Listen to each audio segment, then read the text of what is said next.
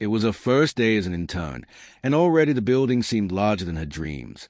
Glass walls stretched up into the sunlight, polished floors reflected every step, and the lobby smelt of freshly brewed coffee and ambition. Amora straightened her jacket, smoothed her skirt, and tried to steady her breathing. She was only 19, the youngest intern in the company that summer, and one of the few black faces she had seen in orientation. Every move she made felt like it carried not just her name, but her entire community's expectation. Her grandmother's words rang in her mind as she adjusted her name badge. "Baby, you don't just walk through doors for yourself. You walk through them for everyone who wasn't allowed to." Amora held that truth close. She had arrived early, deliberately. She wanted no mistakes, no missteps, nothing that could be used against her. In a world where people too often assumed she was less capable, less worthy, she carried herself with double the caution, double the discipline. Still, despite her careful planning, her palms were sweaty as she approached the front desk. Then she saw him. A man stood just inside the lobby doors, looking a little lost. He was older, perhaps in his late 50s, dressed in simple clothes, not flashy like the corporate staff rushing past him. He carried a worn leather bag, and his eyes moved carefully from sign to sign, almost as if reading the air. There was something uncertain about his posture, like he didn't belong in this glass palace. People walked past him without stopping, some with polite smiles, most ignoring him altogether. Amora felt her heart tug. She had been taught to notice the unnoticed, to see the people others overlooked. Maybe it was because she knew what it felt like to be invisible. She walked toward him slowly, and as she got closer, she realized his lips moved faintly, but no sound came. His eyes were sharp and alert, but when people spoke to him, he didn't respond. That was when it clicked. He was deaf. Amora froze for half a second. She remembered sitting in high school in a small after-school program where a teacher had introduced her to basic American Sign Language. Most of her friends hadn't cared to learn more than the alphabet, but Amora had been captivated. She had stayed after class, practicing the signs for good morning, thank you, and how are you. She hadn't thought much of it since then, but suddenly, like muscle memory, the signs returned to her hands. Taking a steady breath, Amora stepped in front of him, caught his eye, and lifted her hand. "Good morning," she signed. The man's eyes widened. Surprise flashed across his face, then softened into gratitude. He returned the sign, his movements graceful and practiced. His hands moved swiftly, and though Amora had to watch closely to catch it, she recognized the sign for thank you. "I needed help." For a moment, the noise of the lobby faded. The laughter of co-workers, the clicking of heels on marble floors, the buzzing of phones, all of it blurred into the background as Amora stood in this quiet exchange with a man the rest of the world seemed not to see. She signed back slowly, carefully, afraid she might fumble. "Do you need directions?" she asked. His smile widened, crinkling the corners of his eyes. He nodded, then signed, "I am here for a meeting, but I don't know where to go." Relief filled her chest. She understood. She could help. With hand that shook only slightly, she signed, "Come, I will help you." The man's shoulders dropped, tension melting away as he followed her. As they walked across the polished lobby together, heads turned. Staff members raised eyebrows, some whispering, a few smirking. It was not every day that a black intern walked confidently through the building, guiding a visitor with her hands dancing in mid-air. Amora felt the weight of their eyes, but she held her head high. She led him to the elevators, pressing the button, and stood beside him in silence. She noticed his calmness, the kind of calm that came from living a life of constant adaptation. She wondered how many times he had been lost in places like this, how many times people had overlooked him because they didn't know how to communicate. As they rode upward, he turned to her again, his hands moving. "You sign beautifully. How did you learn?"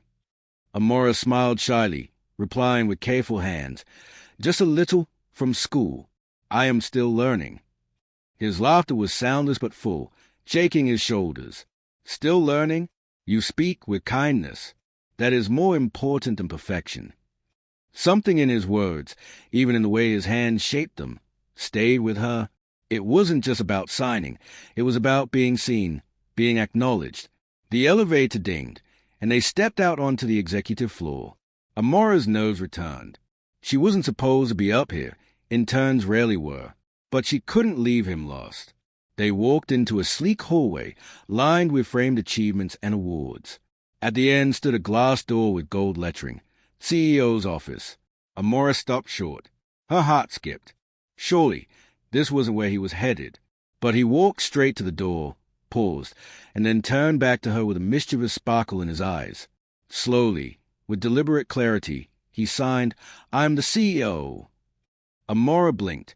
Her mouth opened, closed, then opened again. For a second, she thought she had misunderstood. But no, his hands were precise, his smile was knowing.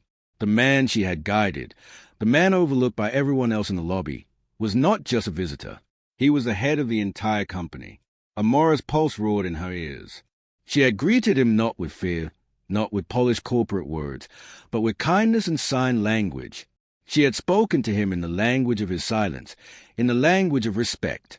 And now, he was looking at her with an expression she would never forget. It was not pity. It was not curiosity. It was recognition. Recognition of her humanity, her effort, and a willingness to see beyond what others ignored. Recognition that, in that moment, she had done something no one else in the building had done. She had treated him with dignity. Amora stood frozen as he gave her a small, respectful nod, then opened the door to his office. But just before he stepped inside, he turned back and signed one more word. Stay. Her life was about to change. The word stay echoed in Amora's mind like a bell struck in the quiet of dawn. She wasn't sure if she had imagined it, if her nervous hand had misread the signs, but the CEO's gaze was unwavering. He meant it. Amora's feet felt rooted to the floor as she stood in the shining hallway, her reflection staring back at her from the polished glass walls. A passing assistant gave her a puzzled look, but said nothing. The CEO had spoken, well, signed, and in this company, his word was law. The office door closed behind him, leaving Amora outside with her heart hammering. Minutes ticked by, and her thoughts whirled. What had she just done? Would she be scolded for overstepping? Was this a test? The door opened again. The CEO stepped out, his presence commanding but calm. He gestured for her to follow him into the office. Amora obeyed, her hands clasped tightly in front of her to steady the tremor running through her fingers. The CEO's office was unlike anything she had imagined. It wasn't ostentatious, as she had expected from someone at the pinnacle of power. Instead, it was thoughtful and deliberate. Tall bookshelves lined one wall, filled with titles ranging from business strategy to biographies of civil rights leaders. On another wall hung framed photographs, some of him shaking hands with presidents, others of him surrounded by community children at charity events. Behind his desk sat a large window, sunlight streaming in and casting the room in a golden glow. He gestured toward a seat. Please. He signed. Amora sat cautiously, her mind racing. For a long moment, he studied her. His eyes were keen, not unkind, but heavy with the weight of someone used to measuring people in silence. Then his hands moved again. You greeted me, he signed slowly, when others ignored me. Why? Amora swallowed hard, her throat dry. She signed back, her movement shaky but determined. Because I saw you needed help, and I know some sign language. I thought maybe it would matter. His lips curled into the faintest smile. It mattered. The words felt like a gift. But he wasn't finished. He leaned forward, resting his elbows on the desk, and signed again with a deliberate precision that commanded her full attention. Do you know what most people do when they meet me? Amora hesitated, then shook her head. They talk, he signed, loudly, as if volume could cross silence. Or they look uncomfortable. Or worse, they look through me. They forget I am listening in my own way. You did not. The truth of his words cut deep. Amora thought back to the lobby, to the way staff members had sidestepped him like an inconvenience, how they had whispered as if he couldn't sense their disdain. Her chest tightened. She knew that feeling. She had lived it. She signed carefully. I know what it feels like when people do not see you. For the first time, his eyes softened fully. He nodded slowly, as if acknowledging a kinship between them that words alone could never capture. Silence settled over the room, thick but not uncomfortable. Then he rose from his seat, walked to a shelf, and pulled down a small frame photograph. He placed it on the desk in front of her. It was a picture of a young black woman, strong-eyed, proud, her hands lifted mid-sign. She radiated confidence and determination. "My sister," he signed, his hands slowing with emotion. She was deaf too. "She taught me that silence does not mean weakness. She passed away years ago. But when you greeted me today, for a moment, I saw her again." Amora's throat tightened. She didn't know what to say, so she signed simply, "I am sorry." He waved his hand gently, dismissing sorrow. "She would be glad to know there are young people like you." Amora lowered her gaze, humbled beyond words. The CEO leaned back in his chair, studying her again. Then, with the sharpness of a man used to making decisions that shifted entire industries, he signed, "I want you to work with me, not just as an intern, but here, in this office. Will you accept?" The question struck her like lightning. Just that morning, she had walked into the building fearing invisibility.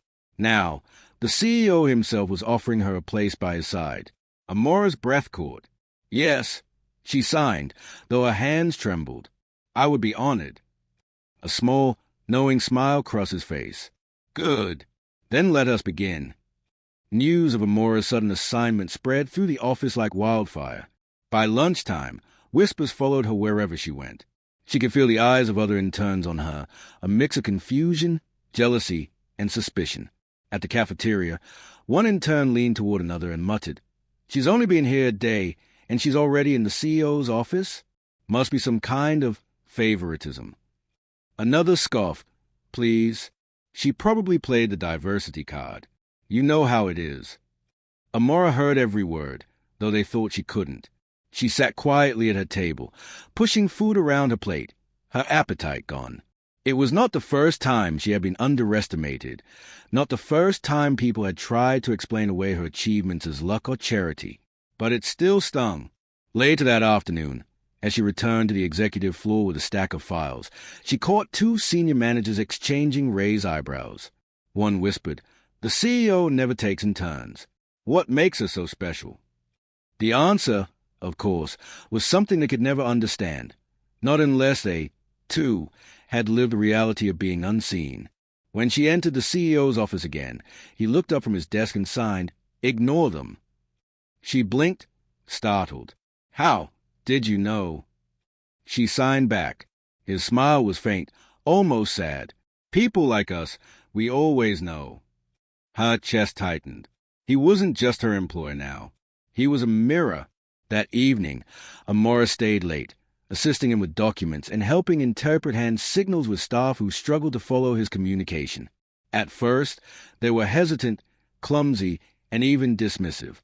But with Amora standing calmly beside him, bridging the gap with patience and dignity, the room began to shift. One executive, after fumbling an attempt to write his questions on a notepad, muttered under his breath, "This is inefficient." Amora looked him in the eye and signed firmly, "Respect is never inefficient." The CEO caught it, and though he didn't smile, the glint in his eyes spoke volumes. By the end of the night, as the office emptied and the city lights flickered on outside, the CEO turned to her and signed, "You have courage, but courage attracts fire. Be ready." Amora nodded, though fear curled in her stomach. She wasn't sure what storms lay ahead, but she knew this much. She had come too far to back down now. She walked out of the office into the warm night air, the weight of the day heavy on her shoulders but her spirit unbroken. The city hummed around her, alive with possibility. She whispered to herself, barely audible but certain, "I belong here." And deep down, she knew this was only the beginning. By the second week, Amora's name had become a quiet thunder rolling through the halls of the company. Whispers carried her story from cubicle to conference room, the young black intern who somehow found her way into the CEO's confidence. Some framed it as luck, others as a mystery, but to many it was an inconvenience. Amora could feel the shift every time she walked into a room. Conversations paused, eyes followed, and the air seemed heavier. In a building where hierarchy was everything, where interns were expected to fetch coffee and fade into background, her presence on the executive floor unsettled the order. At first, she tried to brush it off. She told herself she was imagining things, that the tight smiles and clipped tones were simply the nature of corporate life. But soon, the hostility became too sharp to ignore. One morning, as she entered the conference room with a stack of briefing folders, two assistants blocked her path. Interns aren't allowed in here," one said with a pointed glance. Amora held her ground. "The CEO asked me to deliver these." The other assistant arched an eyebrow. "Really? Or did you just decide to play secretary today?" Their laughter was low, cutting. Amora's cheeks burnt, but she pressed forward, placing the folders neatly on the polished table. The CEO entered moments later, his presence silencing the room. His eyes flicked briefly toward her, and though his expression remained unreadable, she sensed he had noticed the exchange. He signed to her as he took his seat. "Stand tall." She straightened her back and exhaled slowly. The meeting began, a swirl of graphs, charts, and jargon that felt like another language. Amora sat quietly at the edge, observing. She was not there to speak, not yet, but her eyes were sharp, her mind cataloging every detail. Halfway through, one senior executive, Mr. Grayson, tall, stern, with a reputation for cutting people down, grew impatient. The CEO had asked a question in sign language, waiting calmly for his written response. Grayson scribbled a half-hearted note and slid it across the table, sighing audibly. "This process is slowing us down," he muttered to the others. "We need efficiency, not accommodation." The word accommodation landed like an insult. A few others nodded in quiet agreement, their eyes avoiding the CEO's. Amora's pulse quickened. She could feel the injustice tightening her chest. The CEO's gaze remained steady, but his silence was heavy. Before she realized what she was doing, Amora spoke. Her voice cut through the tension, calm but firm. "Respect is not an accommodation," she said. "It's a responsibility." The room froze. All eyes turned to her. She could feel their disbelief, their irritation. An intern daring to speak? In front of executives? Grayson's eyes narrowed. "And who exactly are you to lecture us on responsibility?" Amora's throat tightened, but she held his gaze. Someone who refuses to pretend silence is weak. The CEO's hands moved deliberately, signing a single word for everyone to see. "Correct." His eyes met Amora's briefly, a silent acknowledgement of her courage. The meeting continued, though the air was heavier now, laced with unspoken tension. That evening, as Amora packed up her desk, she found an anonymous note slipped beneath her notebook. The handwriting was jagged and rushed. "Stay in your place. You don't belong here." Her hands trembled as she held the paper. The words stung not just because of their cruelty, but because they echoed what she had heard her entire life.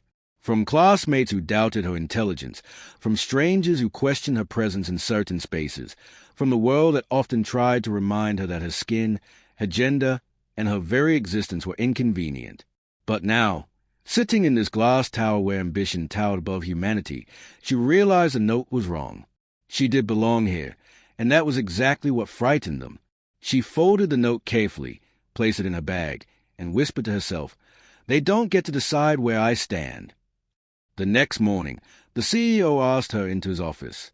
He gestured for her to sit, then slid a document across the desk. "Read," he signed. It was a proposal for a new community outreach program. As Amora scanned the pages, she realized the plan was poorly constructed, designed more for public relations and genuine impact. "What do you think?" The CEO signed. Amora hesitated. She was an intern. Who was she to critique executive proposals? But then she remembered his words, "Stand tall." She signed carefully. "It looks good on paper, but it does not help people. It only helps image." The CEO's lips curved into a knowing smile. "Exactly," he signed. He leaned back, studying her with an intensity that made her pulse quicken. Then he signed again. "You see truth others avoid. That is why I want you here. But it will cost you. Are you ready?" Amora's chest tightened. She thought of the whispers, the mocking laughter, and the note slipped under her notebook. But she also thought of her grandmother's words, of every door she had pushed open for those who couldn't. She lifted her chin and signed, "I am ready." The CEO nodded once, firmly, Then be prepared. The storm is coming. The storm arrived faster than she expected. Within days, the executives began maneuvering. Invitations to meetings suddenly forgot to include her name. Tasks meant for her were reassigned without explanation. Some colleagues addressed her with forced politeness, their eyes betraying irritation. Others ignored her entirely. The pressure was relentless, designed to make her doubt herself, to make her step back voluntarily. But Amora refused. She showed up early, stayed late, and studied documents until her eyes ached. She learned not only sign language, but also the rhythm of the CEO's leadership, the way he paused before decisions, and the way he measured people in silence. She carried herself with dignity, even when others tried to strip it from her.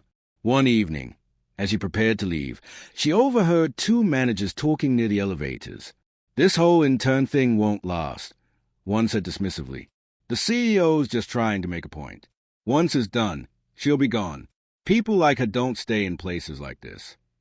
Their words cut deep, but Amora refused to let them see her flinch. She stepped into the elevator, her head held high. As the doors closed, she whispered again, stronger this time, "I belong here." And in the quiet hum of the elevator, she believed it. The following week, a critical meeting loomed, a presentation to the board of directors. It was a kind of event that determined careers, shaped futures, and solidified power. For the CEO, it was an opportunity to launch a new vision for the company. For Amora, it was a chance to prove, once and for all, that she was not just an intern in the wrong place at the wrong time. The night before, she stayed in the office until the lights dimmed and the cleaning crew arrived. She pored over presentation slides, correcting errors, refining points, and making sure every detail aligned with the CEO's values. As she worked, she remembered the photograph of his sister, the woman who had taught him strength and silence. Amora thought of her own grandmother, of every ancestor who had endured so that she could sit in this office now. Their voices, though absent, filled the room with encouragement. By midnight, exhaustion tugged at her, but she pressed on. She wasn't just preparing for him. She was preparing for herself, for her dignity, for the proof that she deserved to stand in this space. When she finally closed her laptop, she whispered into the empty office, "Tomorrow, they will see me." And in her heart, she knew the storm would not break her. The morning of the board meeting arrived with a tension that hung thick in the air. The building itself seemed sharper, colder, as if it too understood the weight of what was about to unfold. Suits brushed past one another in hushed urgency. Assistants rushed with folders pressed tightly against their chests, and the sound of polished shoes echoed against marble floors like a steady drumbeat.